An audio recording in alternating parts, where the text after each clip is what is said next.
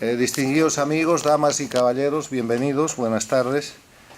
a este foro titulado Periodistas con Venezuela, homenaje a la resistencia venezolana, que auspicia el Inter-American Institute for Democracy y que tiene como participantes a distinguidos periodistas de Cuba, Colombia, Bolivia, Nicaragua y Venezuela. Va a presidir nuestra sesión hoy día el embajador Armando Valladares, miembro de nuestro consejo directivo y director del Inter-American Institute for Democracy. Quiero dar un especial saludo a los miembros de nuestro directorio, la doctora Beatriz Rangel, de Venezuela, la doctora Karen Holihan, del Ecuador, la señora Ninoesca Hernández, de Venezuela, y a todos los miembros de la prensa y de la comunidad que asisten. También una especial bienvenida al cónsul de España que nos acompaña hoy día. Como ustedes conocen, el Inter-American Institute for Democracy es una entidad de los Estados Unidos sin fines de lucro, una non-profit, que trabaja en los temas de defensa, promoción y difusión de los principios de libertad, democracia, institucionalidad y derechos humanos. Esta es una institución pluralista. No tenemos nosotros una posición ideológica y más bien alentamos la discusión en función de lo que es el conjunto de principios que he enunciado. En esa dinámica, a lo largo de los últimos años, nuestros trabajos se han concentrado en la confrontación que se ha planteado en el hemisferio, en las Américas, entre lo que es la democracia, una forma de organización y de vida que a fines del siglo pasado considerábamos consolidada, con la existencia de una única dictadura, la dictadura castrista en Cuba,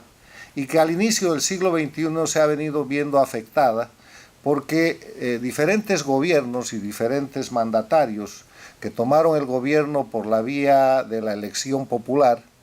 fueron, por acciones sucesivas, terminando con el Estado de Derecho y convirtiendo sus gobiernos primero en autoritarios y después cambiando el sistema legal para transformarse en lo que hoy día se conoce como las dictaduras del socialismo del siglo XXI, que lamentablemente abarcan a Venezuela, que es el país hoy día en crisis, al Ecuador, donde ha habido un cambio de presidente, pero no se ve todavía un cambio de sistema o de gobierno, a Bolivia con el dictador Evo Morales y a Nicaragua, y que mantienen una influencia sobre un grupo de países denominados Petrocaribe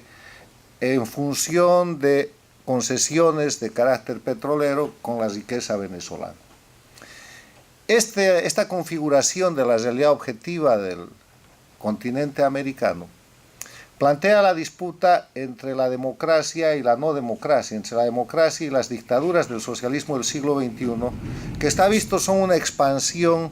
de la dictadura agonizante del 99 que ahora ejerce el liderazgo político de América Latina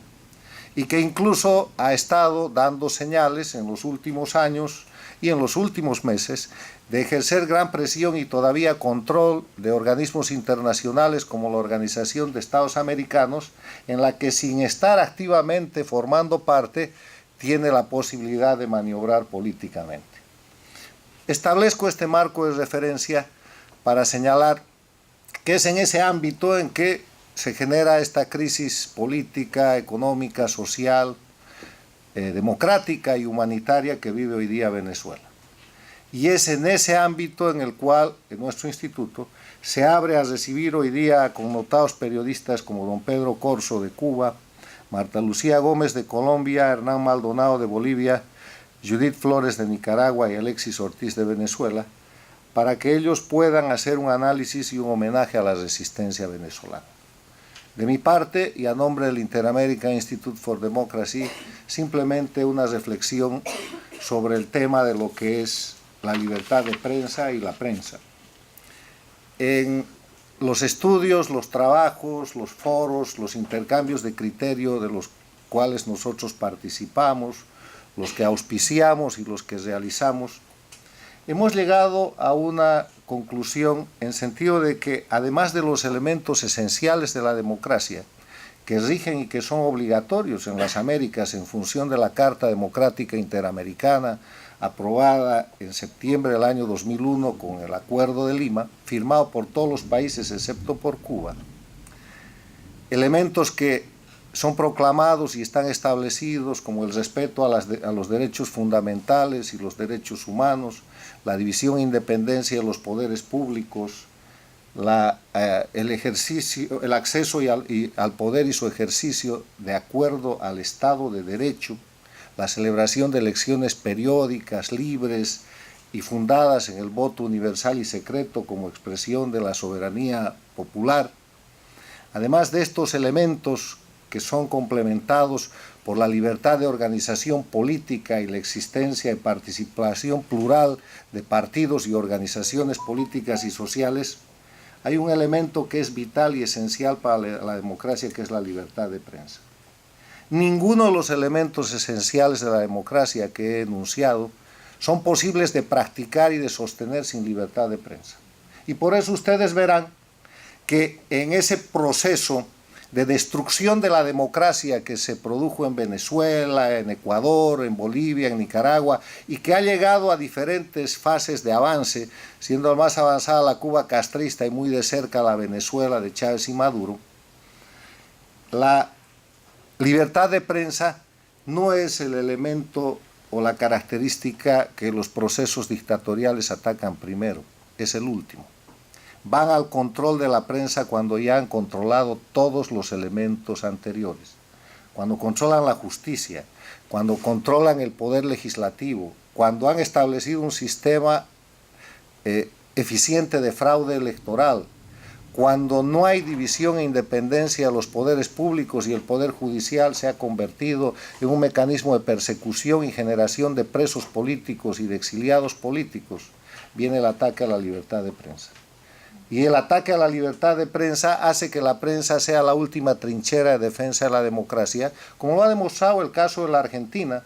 donde los Kirchner hubieran podido consolidar un gobierno más del socialismo del siglo XXI si el famoso caso El Clarín, con el gran luchador Lanata, no lo hubieran impedido por la acción de un juez federal que permitió el ejercicio de la libertad de prensa. O como lo demuestra en la actualidad el Brasil, que a partir de una prensa libre puede ejercer lucha contra la corrupción y no solamente hacer impeachment contra una presidenta corrupta, sino permitir que un juez idóneo, como ha sucedido hoy día, dicte una sentencia de 9,5 años de cárcel a un presidente corrupto, como ha resultado ser el señor Lula da Silva. Se trata de la prensa libre, de eso estamos hablando. Estamos hablando que donde hay libertad de prensa no hay posibilidad de violar el Estado de Derecho. Habrá corrupción, pero la corrupción será denunciada, porque la corrupción es algo no inherente a la democracia, sino al ser humano, pero en democracia y con libertad de prensa hay posibilidad de denunciarla, de controlarla y de sancionarla. La libertad de prensa es esencial y por eso es que hoy día nosotros estamos adheridos y celebramos la posibilidad de que distinguidos periodistas que ya he mencionado hagan un homenaje a la resistencia venezolana, donde hay atisbos de libertad de prensa y donde hay la necesidad de librar a los venezolanos de una dictadura. Por favor, cedo la palabra a don Abel Ibarra, que hoy día va a ser el moderador y que los va a acompañar durante toda la reunión.